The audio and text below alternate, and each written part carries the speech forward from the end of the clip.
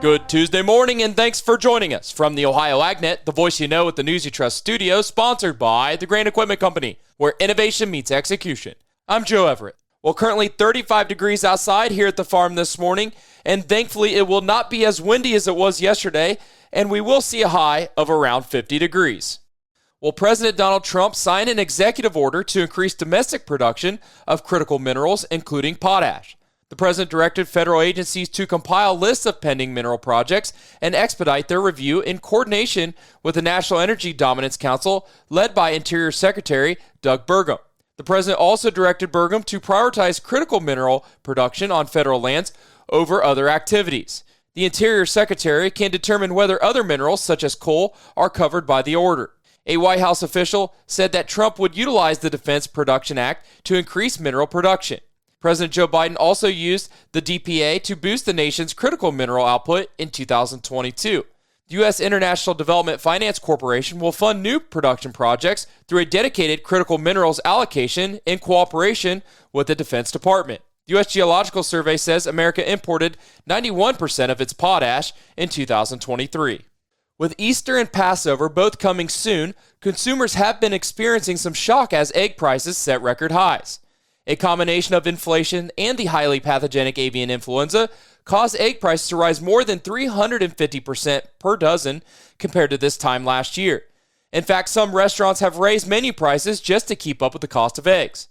Eggs are considered to be an elastic good. This means even with egg prices as they change, consumers will still buy about the same amount of eggs. Unlike other products, in many applications such as baking, eggs don't have a good substitute. The loss of egg-laying chickens from HPAI is the biggest factor driving the egg prices. Since 2022, HPAI has affected over 166 million birds, including 127 million egg layers. That is an average loss of 42.3 million egg layers per year, or about 11% over the 5-year average annual layer inventory of 383 million hens since the outbreak began. To learn more, you can find this full article at ohioagnet.com. Well, the United States Cattle on Feed report showed that the United States beef herd was down 2% from the previous year. Cattle and calves on feed for the slaughter market in the United States for feedlots with a capacity of 1,000 or more head of cattle totaled 11.6 million head on March 1st. Placement in feedlots during February totaled 1.5 million head, 18% below the total in 2024. Net placements totaled 1.49 million head. Fed cattle marketings in February totaled 1.63 million head, 9% below last year. Other disappearances totaled 60,000 head during February, 7% above 2024. Stay tuned. We'll be back with today's weather after this. As you invest your time and resources into another planting season, the Ohio Soybean Council is right there with you, investing in the future of your farm. Your takeoff contribution helps the Ohio Soybean Council drive demand for every bushel of beans grown right here in Ohio. Whether it's through new product innovations or expanding into new markets, they work on your behalf to ensure a profitable future. Because the only thing better than growing soybeans is selling soybeans. Visit soyohio.org to see all the ways the Ohio Soybean Council is invested in your future. That's soyohio.org.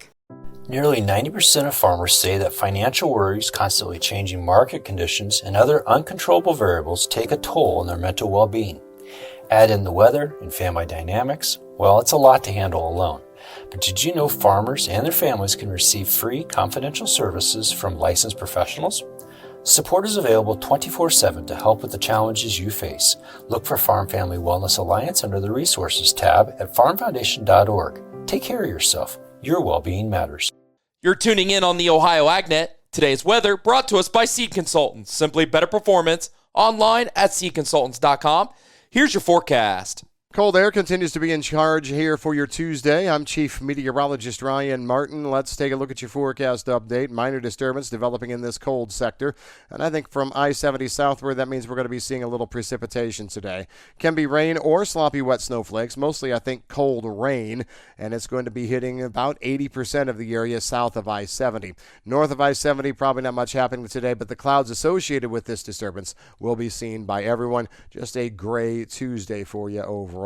High pressure tries to build into parts of Missouri tomorrow, and that should throw a little bit of potential for sunshine into the eastern Corn Belt. That sunshine potential holds through Thursday. Both of these days are going to be cool, but I think acceptable for late March. We do have another threat of minor precipitation overnight, Thursday night into Friday, coming into southern parts of Indiana, southwest Ohio. It's not a direct hit here, and it's all thanks to warmer air emerging. The warm air takes control for Friday and the weekend. We are dry for Friday and Saturday before rain comes in on Sunday into early Monday. That rain event's going to be anywhere from a quarter to 1 inch with coverage 90% of the Buckeye State, but it also kickstarts a very active week. That first full week of April, we see 3 different weather systems trying to come through. For the week, I think we could be easily over 2 inches of rain, and then we follow it up with the second week of April starting off similarly. Weather systems lining up to come up from the southwest right through. Not a lot of drying early on in April. I'm meteorologist Ryan Martin. Hey, thanks, Ryan. Joining me is Gail Stratman. He is a Regional Technical Service Manager for FMC. And earlier in our conversations, we were talking about on some return on investment for farmers. What are some things that you guys are seeing and what farmers should do coming into this growing season? Well, as we go into 2025, there's a lot of discussion about we got to cut costs. And we got to be a little bit careful in that area because we've got to have weed control. I mean, we can't go without it. We know the implications of cutting back on weed control a little bit. We can easily lose 5, 10, 15% of our yield opportunity in a crop like soybeans or in corn, trying to save $10 or $20 an acre. I mean, that you're now losing 4 or 5x of that in yield revenue. So we still need to maximize our revenue on that acre. So as we go into the season, we need to continue to emphasize our residual herbicide programs up front. I know that's going into the season. That's one of the places growers initially want to cut. Oh well, we're gonna save money on a residual herbicide program, and then we're gonna pick it up on the post-emergent side and do a better job there. A lot of times that intention's best laid, but it actually doesn't come to fruition. And a lot of the research over the last couple of decades has shown that the best place you can start is with that sound residual program like our Authority herbicides, like Authority Supreme and that. In soybeans, I mean, a lot of this data is generated over the last couple of decades, but by the time soybeans are the first trifoliate stage, which is about 10 days after they emerge out of the ground, if you don't have something there holding back the weeds or you're allowing weeds to compete with that crop, even in that first 10 days, you're already down 5% in your yield potential. So it happens extremely rapidly in that crop and continue very early through that season. So we definitely want to make sure that we're using a strong residual herbicide program up front. Don't cut rates, and make sure that what you're doing out there is going to give you the longest level of control from a residual standpoint to get the most value out of the dime you're spending in that weed control window. And so basically you're kind of wanting the farmers to stay the course of what they've been doing even through these tough times. Exactly, yeah. It's one of those that, like I said, Mother Nature don't care what the commodity prices are.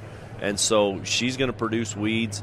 We're going to have them out there. And then think about the fact that if we don't stay that course, if we don't maintain that good weed control in that field, it's not only implications on weed management this year, but the weed seed bank and how much weed seed you're contributing to that field for 26, 27, and 28, and what the cost potential and lost yield potential is in that field in the future if we kind of cut back too much in 2025.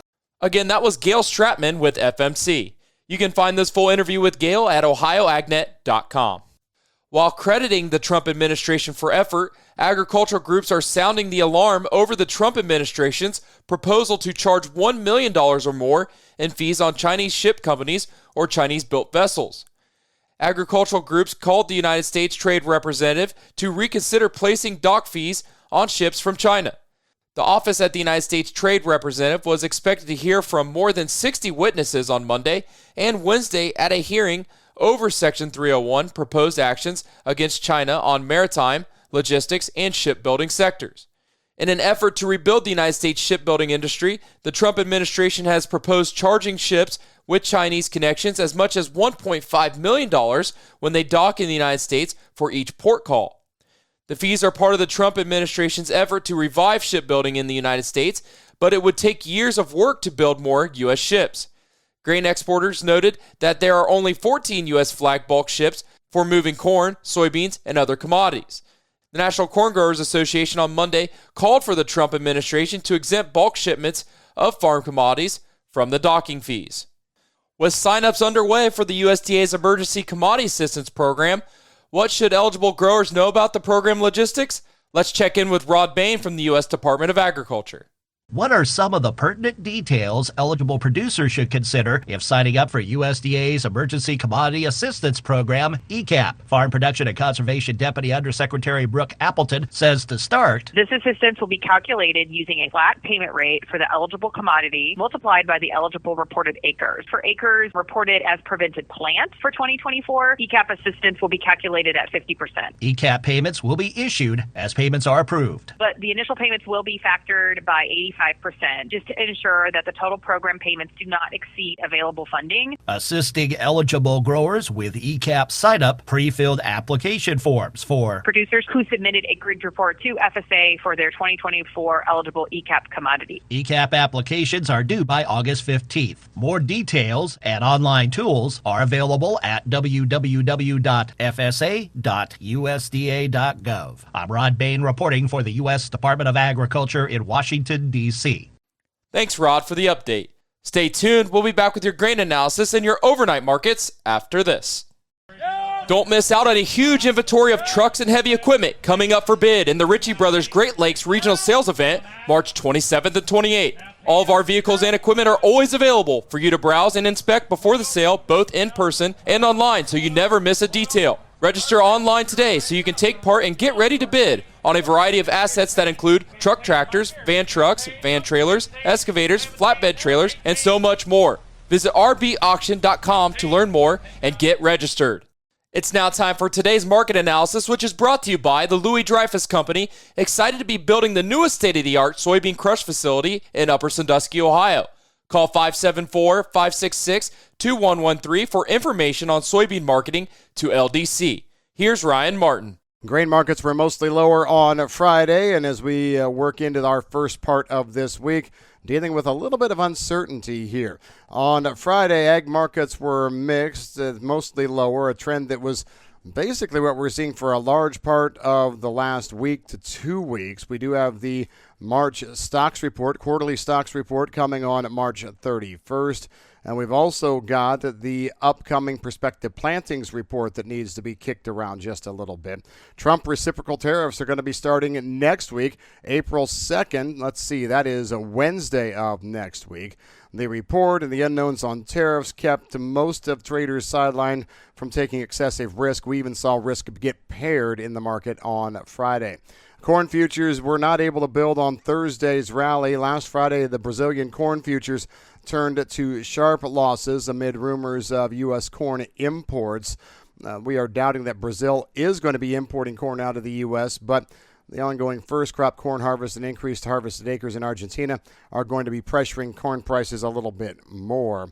Cash bids for Brazil's winter corn crop are lacking and depressed. That's the way we're starting this week as well. U.S. wheat futures have followed the weakness in corn and beans on Friday amid routine old crop U.S. export demand. Soybean futures were weaker following losses in soy oil, showing that February D4 RIN production was sitting at only half of year-ago levels. The weaker RIN production is hinting at a sizable drop in the U.S. bio and renewable diesel production sector. The market is trying to balance the dramatic expansion of export demand and the loss of U.S. green diesel production. The oil share spread rallied early last week and corrected late week. Values for the week overall were little to unchanged. Brokers estimate Managed Money sold 6,100 contracts of corn Friday, 4,700 contracts of beans, 1,100 contracts of Chicago wheat. I'm Ryan Martin.